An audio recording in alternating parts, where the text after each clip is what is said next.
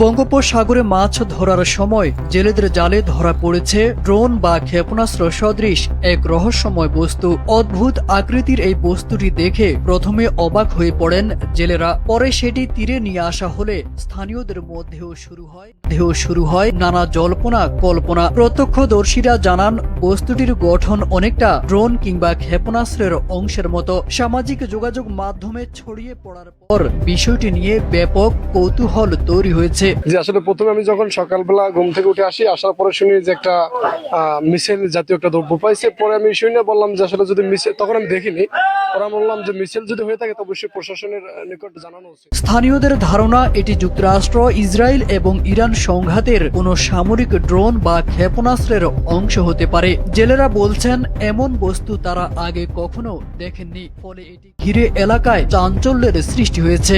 এটা জালে পাইছে একটা মিসাইলের কাজে আমরা এই দিনে পেঁচাইছে তো জালে, তার জালে পেঁচানোর পরে ভাঙ্গি চুরি গেছে। আমি আস্তাই ছিল তো আমরা এখানে একটা বোমের মতো আনলে আজ ধরিয়ে এটা হালাই দিছি দূরে, যেন এটা দুর্ঘটনা না ঘটে।